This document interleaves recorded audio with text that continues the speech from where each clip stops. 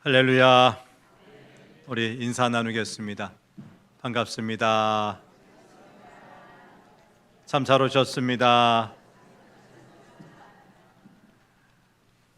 폭우가 내렸다가 그치니 또 폭염입니다. 잘 견뎌내시길 바랍니다. 여러분 기도 덕분에 월요일 날 새벽에 출발한 일진이 어제 아침 귀국했습니다. 나홍료팀 오늘이 이제 하이라이트입니다. 열심히 하고 있고요. 화요일 날 아침이면 귀국할 텐데 먼저 어제 다녀왔던 1팀 대표에서 제가 오늘 말씀의 제목이 하나님의 선교거든요. 그래서 지난 일주일 동안 있었던 일들에 대한 것, 제가 어제 저도 그냥 해롱해롱 돼갖고 이렇게 사진을 정리할 수 있는 틈이 없었어요. 근데 그래도 좀 몇 장 보여드리니까 한번 보시길 바랍니다. 우리가 제일 처음 사역지로 갔던 데가 나홍세 지역의 인내라고 하는 호수인데 갈릴리 호수보다 더 커 보입니다. 그 호수 주변에만 수상 가옥으로 이루어진 약 300개 정도의 마을이 있다고 그래요. 다 할 수 없으니까 이 지역에 많은 수상 가옥이 있는데 그 수상 가옥들이 지난번에 있었던 지진 때문에 그 여파로 허물어졌어요. 그 대부분의 또 어른들은 밖으로 일하러 나간 사이 이 해일이 왔기 때문에 집에 있었던 아이들, 노약자들 그는 중심으로 한 100여 명이 사상자, 죽은 사람이 여기서 발생한 거죠. 거기 가기 위해서 유람선도 아닙니다. 긴 목선을 타고 지금 움직이는 장면인데 다음 장면이에요. 이런 수상 가옥들이 지금 무너진 겁니다. 무너져서 다시 짓고 있는 장면 다음 보시면 이렇게 얼기설기 나무로 저렇게 이제 골조한 다음에 거기다 이제 화판 대고 위에 양철 지붕하면 수상 가옥이 되는데 이런 집이 상당수 약 70% 이상 무너진 거죠. 그래서 이걸 재건하는 장면인데 넘겨주십시오. 그래서 갔더니 약 300여 명이 이제 모여 있는 거예요. 아이들 빼고 어른들만. 여기는 사원입니다. 학교 아니면 공동시설, 강당 같은 데 없어서 사원에 모였어요. 대부분 불교 신자예요. 예수 믿는 목사가, 장로, 권사, 집사님들이 이 불교 사원에 가서 다음 장면 보시면 이주민들에게 다음 장면 구호품이에요. 쌀. 다음 장면 여기는 식용유, 또 밀가루, 국수, 당장에 먹을 수 있는 그런 생필품들 들어있는 것 넘겨주시죠. 이것들 계속 넘겨주세요. 이 장면은 다모로 간 현지 초등학교입니다.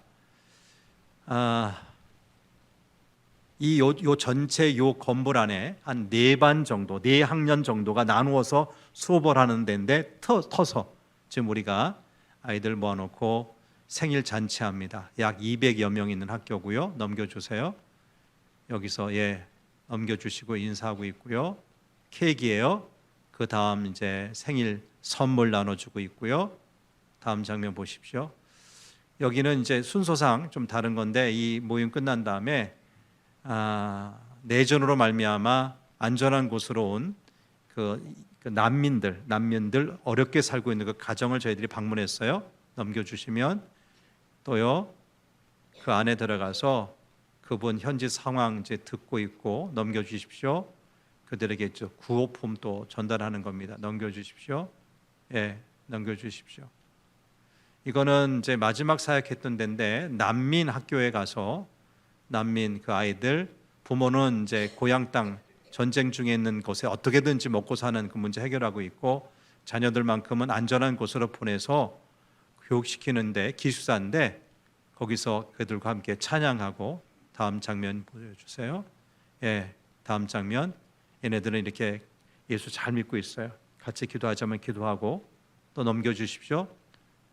이건 또 다른 초등학교입니다. 또 다른 초등학교. 여기도 한 150명, 200명 가까이인 학생들에게 또 생일 축하하고 넘겨주세요. 이들에게 같이 점심 식사도 우리가 배식해서 고기 반찬에 같이 식사했습니다. 넘겨주십시오. 본래는 도시락 간단하게 싸우는 건데 그들과 함께 했고요. 이거는 둘째 날, 셋째 날 저녁에 우리 선교사님 센터 그리고 난민학교에서 예배드리고 우리 교제한 다음에 불고기 우리 돼지 잡아서 삼겹살 굽는 거예요. 연기가 얼마나 많이 나는지 최상기 집사님과 왕태현 장로님이 수고 많이 했어요. 고기 굽는 장면. 이건 난민 가정. 저긴 할아버지 할머니가 8명의 아들에게서 난 12명의 손자 손녀들을 기숙사처럼, 엄마 아빠들은 다 생계 때문에 나가고 할아버지 할머니가 손녀 따로 손자 따로 그렇게 12명을 기숙사처럼 키우는 그런 난민 집을 저희들이 방문해서 구호품을 전달한 거고요. 넘기시고, 한 가정에 가니까 할머니와 고모가 어린 손자를, 근데 뇌성막이 얕아요. 움직이지 못해요. 그래서 다음 장면 보시면 그 아이 위에 손 얹고 기도하는 장면이고요. 네, 여기는 초등학교에서 선물 나눠주는 장면, 모기장도 학용품도 나눠주는 겁니다. 넘겨주시고, 이들에게 다 선물입니다. 이건 초등학교 교장 선생님인데 감사 인사 말씀하시는 거고요. 그들도 우리에게 고맙다고요. 난민학교 학생들과 함께 고기 파티하는 겁니다. 열심히 구워서 고기 파티하는 거고요. 열악한 가운데서 이 고기를 굽고 있습니다. 넘기시고요. 마지막 장면인데 아이들 얼굴이 표정이 밝죠?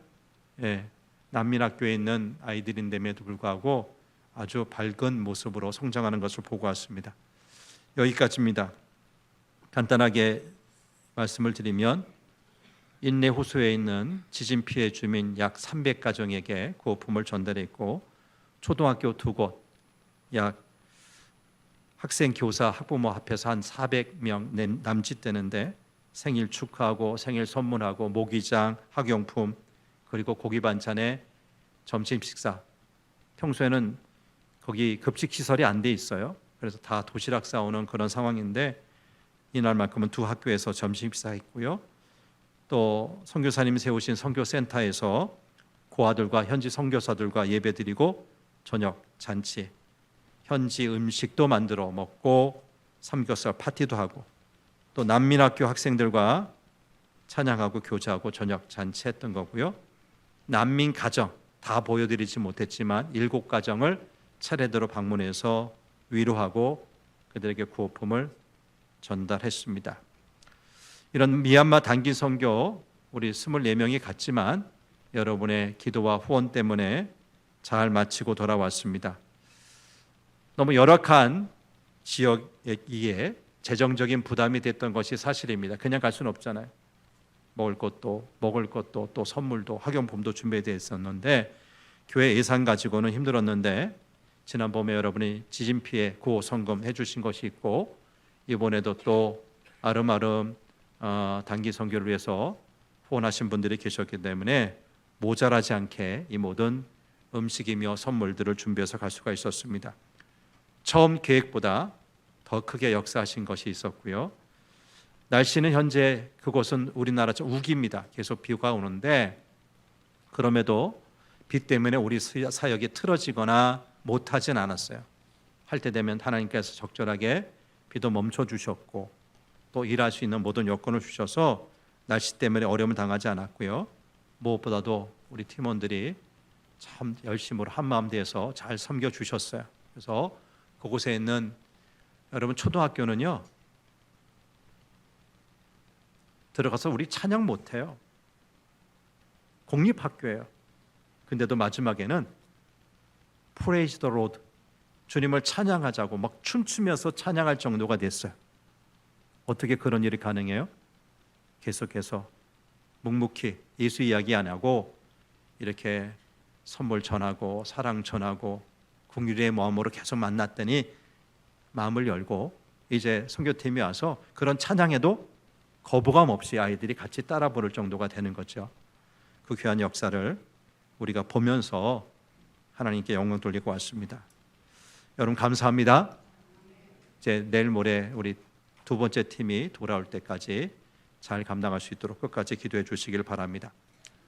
오늘은 좀 늦었지만 하나님의 선교라는 제목으로 말씀을 나누고자 합니다.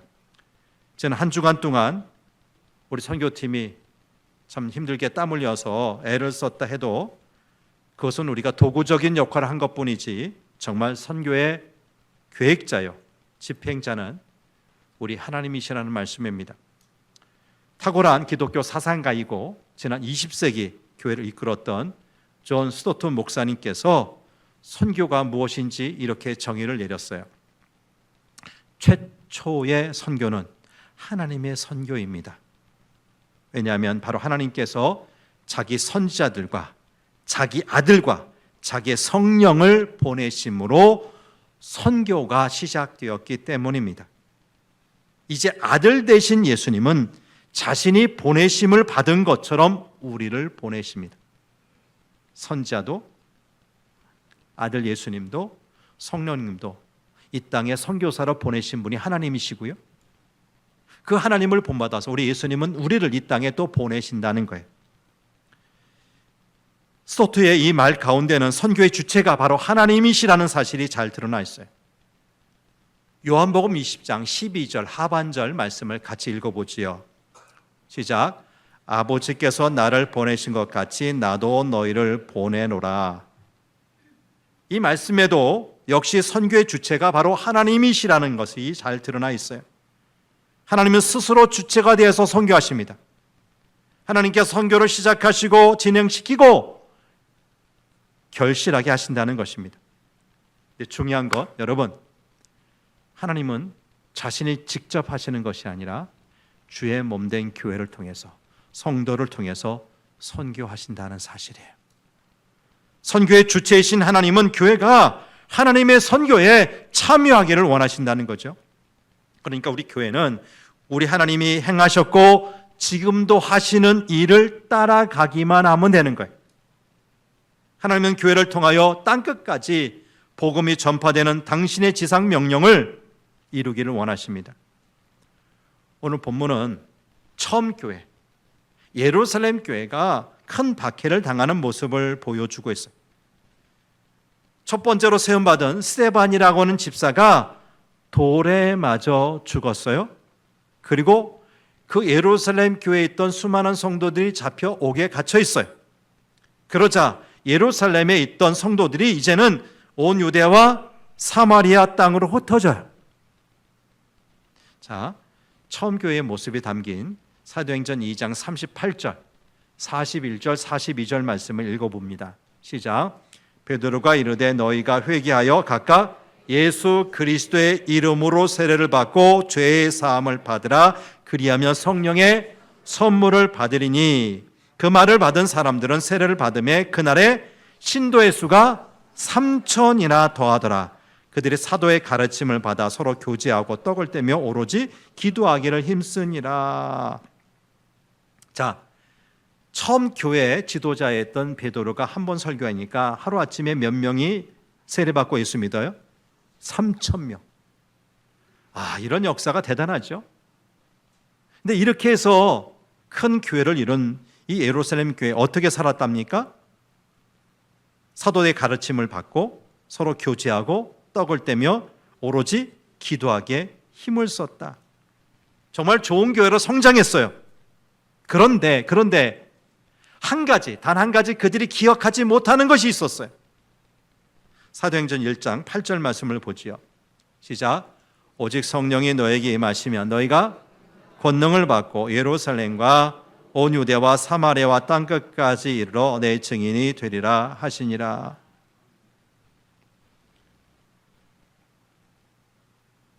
성령의 임재를 통해서 이루어진 교회가 예루살렘 교회인데, 교회가 커지다 보니까 처음 이 교회를 향해서 하나님께서 하셨던 성령 받고 내 증인이 되라는 이 말씀을 기억했어요? 잊었어요?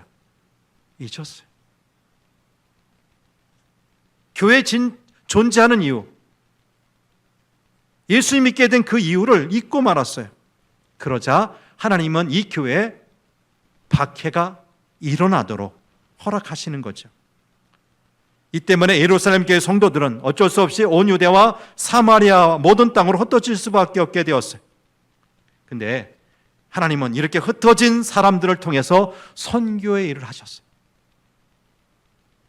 이제 본문을 통해서 이 선교의 주체이신 하나님께서 어떻게 선교를 이루게 하시는지 살펴보기 원합니다. 첫째입니다. 하나님은 친히 선교의 씨앗을 뿌리신다는 거예요. 따라해 봅시다. 하나님께서 선교의 씨앗을 뿌리십니다. 선교의 씨앗 누가 뿌리신다? 하나님이 뿌리신다. 선교의 주체가 하나님이시라는 말은 하나님께서 선교를 시작하신다는 의미가 있어요. 그렇습니다. 바로 하나님은 복음의 씨앗을 뿌리시는 분이에요.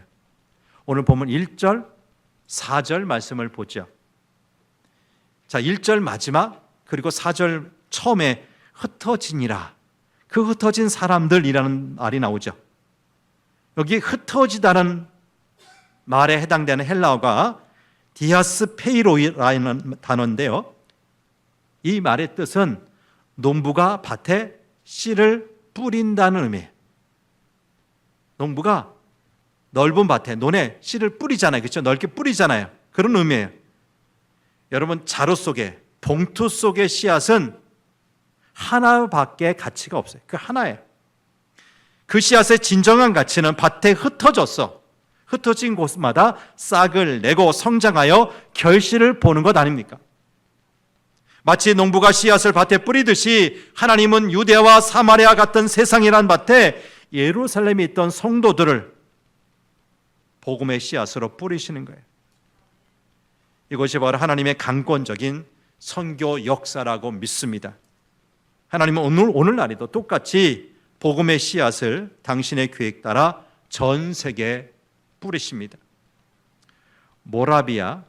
모라비아의 선교사였던 조지 스미스의 이야기입니다.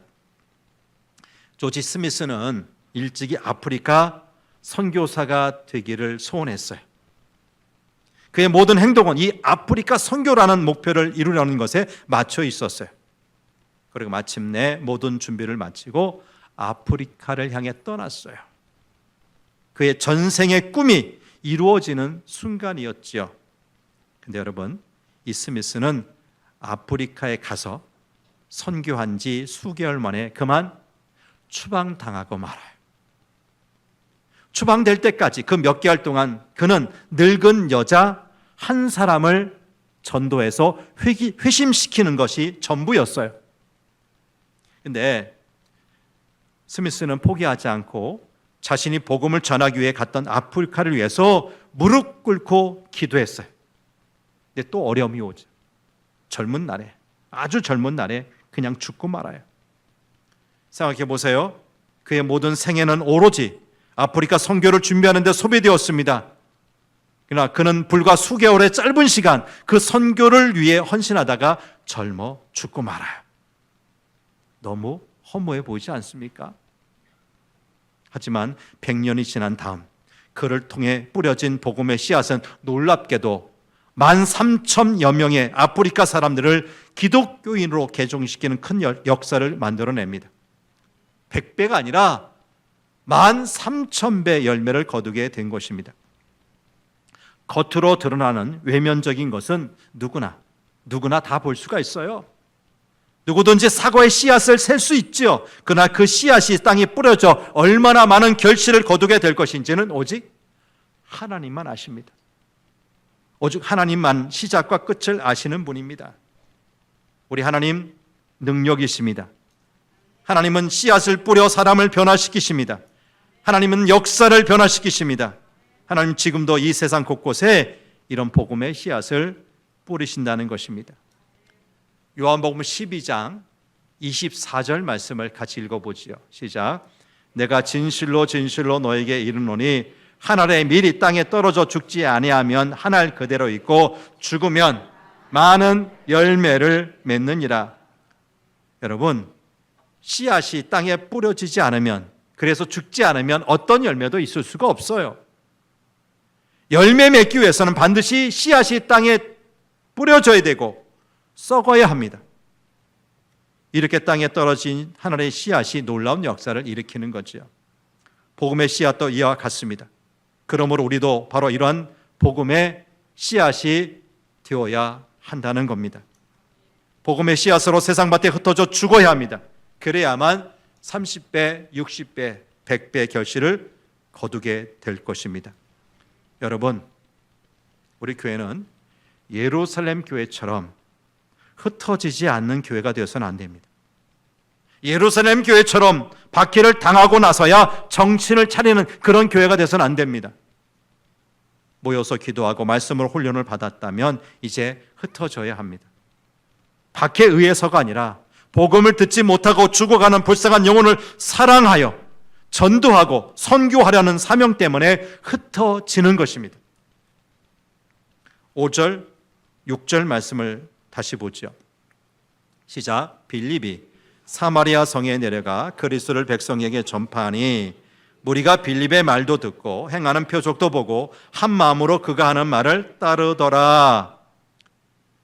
흩어진 예루살렘 교회 성도 가운데 하나였던 빌립이라는 사람, 이 사람은 예수님의 제자가 아니라 7 집사 가운데 한 사람이었던 그 사람인데, 이 빌립이 복음의 불씨가 되어서 사마리아를 성령의 불로 정복했다는 겁니다. 우리도 복음의 불씨가 되어 복음으로 세상을 정복하는 하나님의 사람이 되어야 합니다. 부디 복음의 불씨 되어 우리 가정, 직장, 학교 모든 생활 영역으로 흩어지는 불씨가 되기를 축복합니다. 성령 받은 교회는 세상으로 흩어지는 곳입니다. 교회입니다. 그래서 봉사하고 복음을 전파하여 하나님 나라를 확장시키는 거죠. 자, 첫 번째는 선교의 씨앗 누가 뿌리신다? 하나님 뿌리신다. 두 번째는 하나님께서 친히 선교라는 나무를 성장시키신다는 거예요. 선교라는 나무 누가 성장시키신다? 하나님이. 자, 본문 4절입니다. 4절 시작. 그 흩어진 사람들이 두루 다니며 복음의 말씀을 전할세. 예루살렘 교회는 박해로 인해 사마리아뿐만 아니라 이방 세계로 계속 흩어지게 되었어요. 예루살렘 교회 성도들은 박해를 피해서 흩어져 복음을 전했다는 이야기입니다. 하나님은 이처럼 우리의 모든 상황, 박해라는 상황을 통해서도 선교를 이루시는 분이에요. 당시 유대인들은 사마리아 사람들을 개와 돼지처럼 여겼어요. 인간으로 여긴 것이 아니라 아주 사람 취급을 안 한 거예요. 그렇기 때문에 하나님은 그들 가운데 특별히 빌립이라는 사람을 통해서 사마리아 사람들에게 복음이 들어가게 하셨어요. 왜입니까? 당시 빌립은 디아스포라 유대인, 무슨 연유인지 몰라도 유대 나라에서 떠나 이방 나라 속에서 오랫동안 살았어요. 그리고 와서 예루살렘에 있다가 집사가 되고 이제는 박해를 받아서 사마리아로 간 거예요. 그러니까 그 역시 어려움을 많이 겪었잖아요. 사람 취급받지 못하는 일을 많이 겪었잖아요. 그렇기 때문에 사마리아 사람들, 멸시받던 그들과 쉽게 하나가 될 수 있어 복음을 전했던 거죠. 하나님이 빌립을 통하여 사마리아의 복음의 씨앗을 뿌리게 하신 것입니다. 하나님은 가장 적합한 사람을 사용하심으로 선교의 장벽을 허무시고 복음이 들어가게 하셨어요. 지혜롭고 전능하신 하나님, 복음이 전파될 수 있도록 여건을 조성하시고 선교를 이루어 가신다는 말씀이에요. 저희들이 이번에 갔던 미얀마에서 오랫동안 선교사로 일했던 아도니람 저드슨 목사님에 관한 일화입니다. 그는 미얀마에서 무려 37년간 긴 세월 선교했던 분인데요. 근데 미얀마가 영국과 전쟁 중이던 1824년에서 26년, 지금부터 정확히 200년 전에 말할 수 없는 힘든 시간을 보냈어요. 당시 그는 17개월 동안 감옥에 수감되어 있었습니다.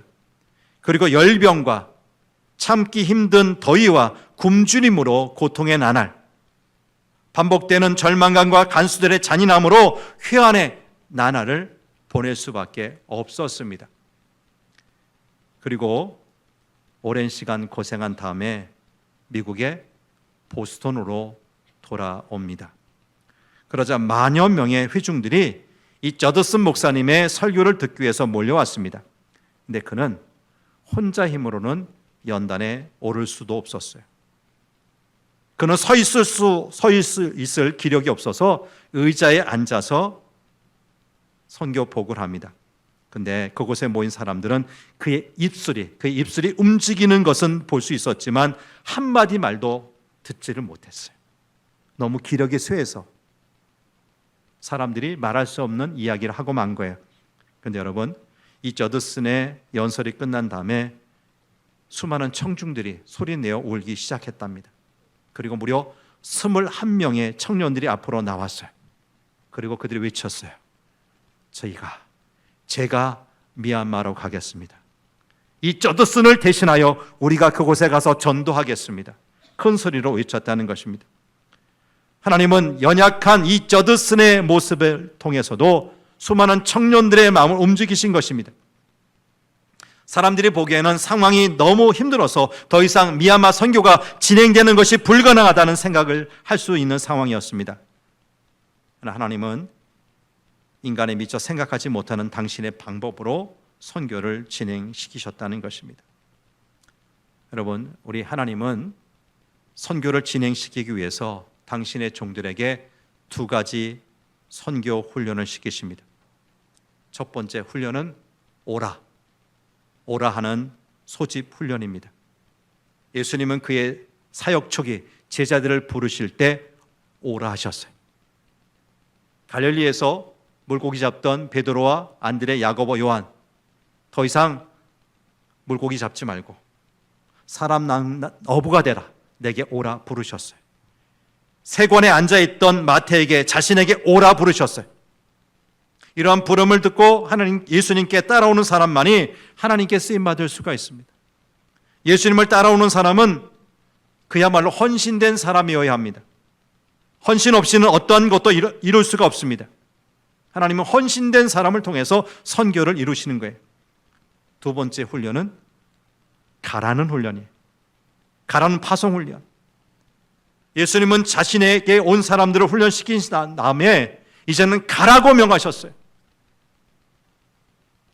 오늘 말씀 7절을 보겠습니다. 오늘 보면 7절 시작.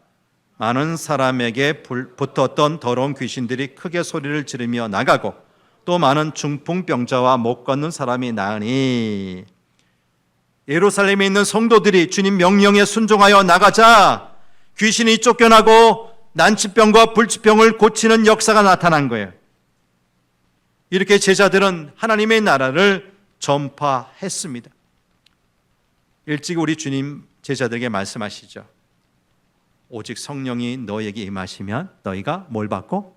권능을 받고 예루살렘과 온 유대와 사마리아와 땅끝까지 이르러 내 증인이 되리라. 여러분, 성령의 권능을 받은 사람은 반드시 곳곳으로 흩어져서 주님의 증인으로 삶을 살아가는 것입니다. 여러분, 하나님은 성령 받은 사람을 통하여 선교의 일을 하게 하세요. 하나님은 성령 받은 모든 사람에게 가까운 곳에서부터 시작해서 이제는 필리핀으로 가라, 미얀마로 가라, 저 아프리카로 가라 말씀하시는 거예요. 마태복음 28장 19절에 나오는 예수님의 마지막 명령에 귀를 기울여 보시길 바랍니다. 잘 보세요. 그러므로 너희는 가서 누구를 제자 삼으라고요? 특정 민족 몇몇 사람만 제자 삼으라는 것이 아니라 모든 민족을 제자 삼고 아버지와 아들과 성령의 이름으로 세를 베풀고 내가 너에게 분부한 모든 것을 가르쳐서 지키게 하라. 성령 받은 사람은 모든 민족을 향해 가는 선교사가 되라는 것입니다.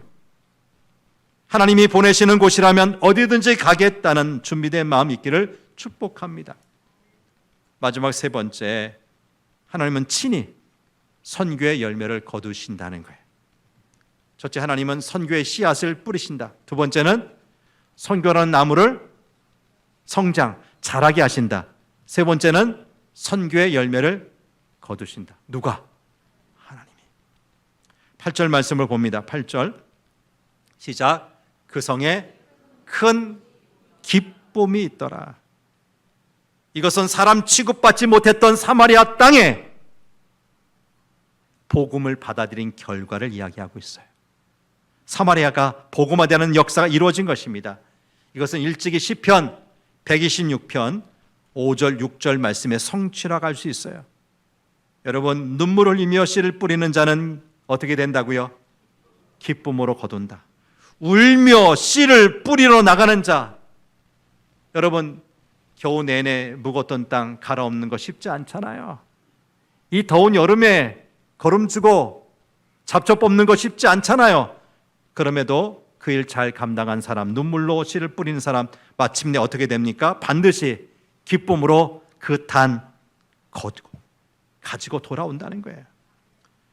예루살렘 교회가 당한 큰 박해로 인해 흩어진 성도들이 그동안 아주 적대적이던 사마리아 성에 와서 복음을 전했더니 귀신 들린 사람들이 회복이 되고 불치병을 앓던 사람들이 고침받아 하나님 나라 백성의 일원이 되었어요. 본문 6절 7절 말씀을 보면 흩어져 복음을 전파하는 성도들을 통해 놀라운 표적들이 나타났어요. 그들이 가는 곳곳마다 더러운 귀신이 추방되고 많은 중풍병자들과 보행장애자들이 치유되었어요. 여러분, 이렇게 복음이 전파되는 곳에 성령의 역사가 일어난다고요. 난치, 불치의 환자들도 복음의 역사를 통해서 치유받는다고요. 그런데 이런 외면적 표적보다 훨씬 더 귀한 것이 있어요. 그것은 복음의 말씀이 들릴 때 주인이 죄에서 돌이키고 예수 그리스도의 용서와 안식에 들어오는 역사가 일어난다는 거예요. 반대로 주님의 말씀이 없는 곳에는 생명이 없어요. 하나님의 말씀 속에 생명을 살리는 성령의 역사가 함께 하기 때문입니다. 말씀 받은 사람들에게 성령의 은총이 충만히 임합니다. 삶의 고통이 변하여 삶의 기쁨이 됩니다. 흩어진 사람들은 그들만이 누렸던 복음의 기쁨을 이제 사마리아 사람들과 나누게 되었습니다. 당시 사마리아 지역에는 귀신 들린 사람, 이런저런 병으로 고통을 받던 사람 많았고요. 심지어 귀신의 힘으로 마술을 행하던 시몬이라는 사람까지 있었어요. 근데 빌립이 참 진리가 되시는 예수 그리스도의 복음을 전했을 뿐만 아니라 병든 사람들을 고쳐준 것, 사마리아 사람들에게 큰 기쁨이 된 것이에요. 영적 암흑 가운데서 빛을 발견한 그들의 기쁨은 그만큼 클 수밖에 없었던 것이죠. 이처럼 복음은 놀라운 역사를 일으킵니다. 말씀이 전파되기만 하면 복음의 황무지가 옥토로 변화하는 것, 선교의 열매를 거두시는 분이 바로 전능하신 하나님이시기 때문입니다. 마지막 예화 한 가지를 듭니다. 호주 가까이 뉴 헤블리지스 제도에 있는 30개 섬에 관한 이야기입니다. 백인이 단 한 번도 들어가 본 적이 없는 이 지역에 1839년 1월 20일 영국 선교사이며 학자였던 존 윌리엄스가 처음으로 그 섬에 상륙했습니다. 그런데 안타깝게 그는 상륙 즉시 살해당하고 말았어요. 두 번째로 헤르슨 목사가 들어갔습니다. 그러나 그도 3일이 안 되어서 살해당하고 말아요. 세 번째로 존 골든 내외가 들어가 원주민과 사귀는 데는 성공했어요. 그런데 그 역시 오래 견디지 못하고 백인을 증오하던 토인에게 살해당하고 맙니다. 그 네 번째로 맥레어 선교사가 도전했습니다. 그러나 그도 결국 1년이 못 돼요. 암살당하고 말아요. 다섯 번째, 그곳에 상륙한 사람은 몇 년 전 순교한 존 골든 목사의 동생이었어요. 이 동생 골든 목사는 힘들게 그곳 원주민들에게 받아들여져 현재 언어를 연구하고 마침내 신약 성경을 번역하기까지 해. 그런데 어느 날 괴한이 그의 서재에 침입했고 그는 도끼로 말미암아 처참하게 살해당하고 맙니다. 당시 그의 순교의 피, 그가 흘렸던 피가 그가 마침 번역하고 있었던 사도행전 7장 곧 스데반이 순교한 장면의 원고를 적셨다고 합니다. 그 후에 7번째 선교사인 로버트슨 목사가 상륙했어요. 그리고 비로소 이 로버트슨 목사에 의해서 30개 섬에 있는 전 주민이 예수의 복음을 전해받고 기독교인이 되는 놀라운 결과로 나타났다는 것입니다. 여러분, 우리 사람이 보기에는 선교의 역사가 계속 실패한 것처럼 보입니다. 그러나 하나님은 포기하지 않고 계속해서 복음의 씨앗을 뿌리게 하셨어요. 하나님은 이처럼 철저히 헌신된 사람들을 보내시고 그들로 하여금 복음의 결실을 거두도록 하신 것입니다. 곧 선교의 열매를 거두시는 분은 바로 하나님이시라는 거예요. 사도행전 11장 22, 23절을 보면 바나바가 안디옥에 이르러 하나님의 은혜를 보고 기뻐했다는 내용의 말씀이 나와요. 예루살렘 교회에 닥친 박해로 인해 흩어진 성도들이 안디옥의 유대인뿐만 아니라 헬라인에게도 주 예수를 전파했어요. 그러자 수많은 이방 사람들이 믿고 주께로 돌아오는 역사가 나타난 것입니다. 하나님께서 복음을 확산시키시는 선교의 주체라는 말씀이에요. 성경이 이를 증명합니다. 2000년 기독교 역사가 이러한 사실을 명확하게 보여줍니다. 성도 여러분, 하나님은 선교의 열매를 거두시는 분이십니다. 그러면 하나님께서 우리에게 말씀하시는 것을 믿고 따라가길 바랍니다. 하나님은 추수 때가 된 밭을 바라보면서 추수할 일꾼으로 저와 여러분을 부르시는 거예요. 우리와 더불어 수확의 기쁨을 함께하자고 우리를 부르시는 거예요. 이제 우리는 하나님이 행하시는 선교 역사에 동참해야 할 줄 믿습니다. 우리가 하나님의 선교의 역사에 기쁨으로 동참하지 않으면 하나님은 우리를 강제로 흩어지게 하실 것입니다. 과거 우리나라에도 예루살렘 교회와 같이 하나님께서 흩어지게 하시는 일이 있었어요. 과거 우리 한국의 예루살렘이라 불렸던 평양을 중심으로 저 북한에는 남한보다 먼저 교회가 세워졌고 그 교회 수가 많았어요. 그러나 남한에는 교회가 많지 않았을 때입니다. 그러자 하나님은 6.25 전쟁을 통해서 저 북한에 있는 그리스도인들 남으로 흩어지게 하셨어요. 곧 하나님은 북한에 있던 성도들을 흩으셔서 이 남한에 복음의 씨앗을 뿌리게 하시고 교회를 개척하게 하셨다는 것입니다. 하나님은 전쟁 가운데서도 하나님의 선교를 행하도록 하시는 분입니다. 그래서 복음이 확산되는 기쁨의 역사를 우리에게 맛보게 하신 거예요. 여러분, 우리 교회 이 하나님의 선교에 적극적으로 참여할 수 있게 되기를 바랍니다. 우리 하나님이 강제로 흩으시기 전에 먼저 땅끝까지 복음을 전파하는 교회, 선교하는 교회 함께 만들어 갑시다. 하나님은 우리가 복음의 불씨가 되어서 복음의 기쁨을 나누는 사람 되기를 원하십니다.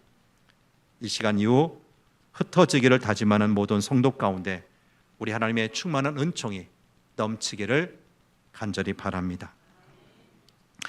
하나님 아버지, 선교의 씨앗을 심으시고